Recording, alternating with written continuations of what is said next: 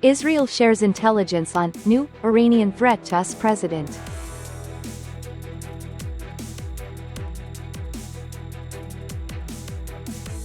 Border exchanges contribute to strengthening defense cooperation between Vietnam and Laos.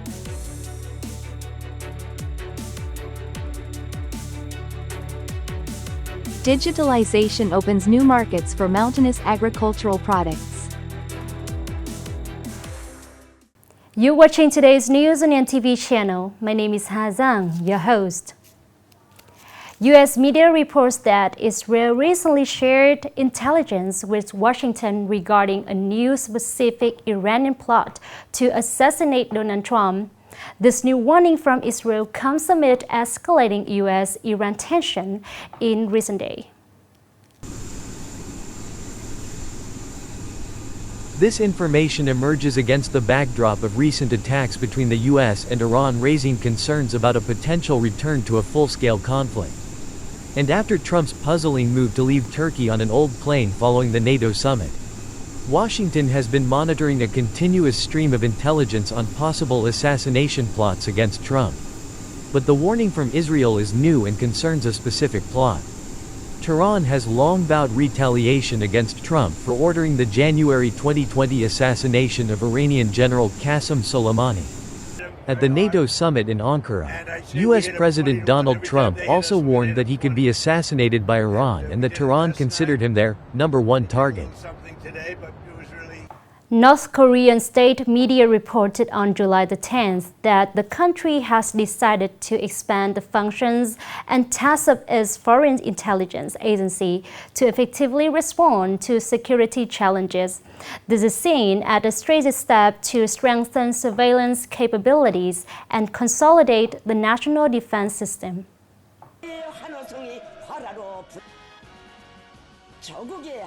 The discussion took place at the first enlarged meeting of the 9th Central Military Commission, presided over by leader Kim Jong-un.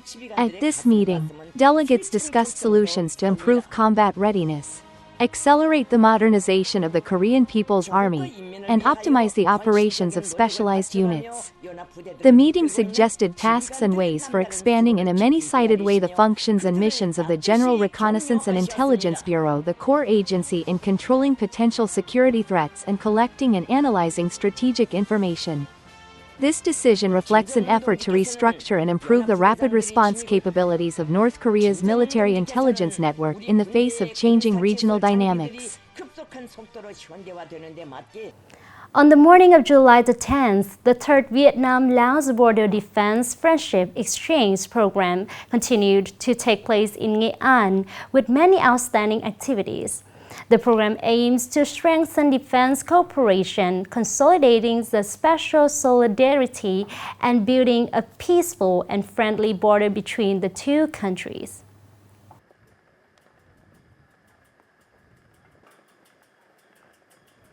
At Thanh Thuy Border Gate, Kim Bang Commune, Nghệ An Province, General Phan Van Gion, member of the Politburo, Deputy Prime Minister, Minister of National Defense of Vietnam, chaired the welcoming ceremony for General Cam Leong Authakezon, member of the Politburo of the Lao People's Revolutionary Party. Deputy Prime Minister, Minister of National Defense of Laos, to Nghệ An to attend activities within the framework of the Third Vietnam-Laos Border Defense Friendship Exchange. At Landmark 460, the Minister of National Defense of Vietnam and the Minister of National Defense of Laos jointly performed the Friendship Tree Planting Ceremony, showing the special solidarity and long-standing attachment between the armies and peoples of Vietnam and Laos. Next, the two delegations moved to Thanh Thuy Border Guard Station. Here, delegates visited and presented gifts to the unit. On the same day, official delegations of the two countries visited the Kim Lean Special National Relic Site to offer flowers and incense to commemorate President Ho Chi Minh. The two ministers also attended the groundbreaking ceremony for Thanh Ha Kindergarten in Kim Bang Commune and held talks, agreeing to joint efforts in building a border of peace, friendship, cooperation, stability, and development for the prosperity of each country, as well as for regional and global peace and stability.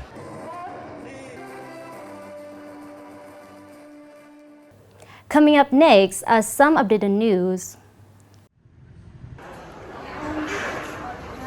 The Ministry of Construction has approved adjustments to the National Airport Development Plan for 2021 to 2030, with a vision to 2050.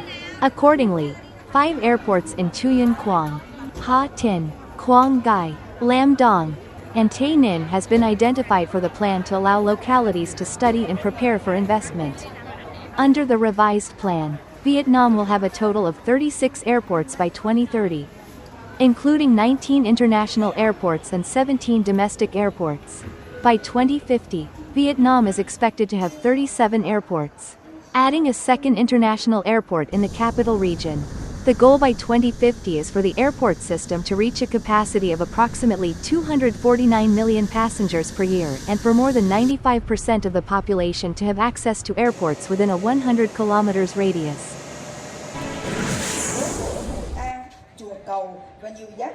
The Vietnam-Japan Festival 2026 kicked off in Da Nang on July 9 with the participation of leaders from ministries, sectors, and localities, the Ambassador Extraordinary and Plenipotentiary of Japan to Vietnam, and a large number of people and tourists. After more than a decade of organization, the festival has become one of the city's signature external affairs events, helping reinforce the increasingly close partnership between Da Nang and Japanese localities and partners. Running from July 9 to 12, the festival features nearly 100 booths along with many unique cultural, artistic, culinary, sports, and experiential activities, contributing to strengthening friendship and cooperative connections between Vietnam and Japan. Nghệ An province currently manages 116 martyrs cemeteries with over 21,300 graves. Among these, 2,333 unidentified graves require biosampling for DNA testing. Despite the massive workload, the province aims to complete the sampling before October this year to build a database for future cross-matching with martyrs' relatives. This is a key task in the 500 Day and Night campaign to search, gather, and identify martyrs' remains, helping bring the heroes back to their names, homelands, and families after years of waiting.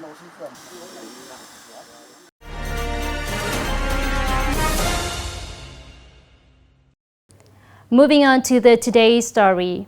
With the message, every citizen is an ambassador, every product is a story, and every smartphone is a development opportunity. The Hạnh Lâm digital market model is gradually helping local promote regional agricultural products, expanding consumer markets far beyond the limits of traditional markets. Products like wild honey and deer antler velvet are local specialties. Previously, before accessing digital platforms such as social media or Zalo for sales, the volume of products sold by Mrs. Hoai's family was quite limited. However, since joining the digital market model, her customer base has grown significantly, leading to a multi-fold increase in sales volume compared to the past. Since joining the digital market, I've noticed that more people know about us, and we are selling a lot more goods. Meanwhile, Mr. VY is a large-scale orange farmer in Han Lam commune. To bring local specialties closer to consumers, he proactively promotes his products on digital and social media platforms. By effectively leveraging online channels, his family's oranges sell more easily, expanding their market and increasing the product's value. In mountainous areas, accessing the market faces many difficulties. With the digital market, we can now put our products on online platforms. Compared to traditional markets, digital markets have the advantage of spreading information rapidly and reaching a vast customer base. However, not every manufacturing or business household is proficient in digital sales skills. Therefore, the Han Lam digital market serves as a hub to share experiences, guiding people on how to build brands, promote, and sell products in the digital environment. Chúng tôi đang hướng đến cho người dân nơi đây We hope that our citizens will boldly apply digital platforms to connect supply and demand and expand the consumer market for agricultural products. The digital market model not only opens up new consumption channels for local agricultural products but also helps citizens gradually familiarize themselves with digital platforms and online business methods. This is also a practical step to bring digital transformation closer to rural areas, creating momentum to drive digital economic development right from the grassroots level. Is the end of today's news. Thank you for watching and hope to see you next time.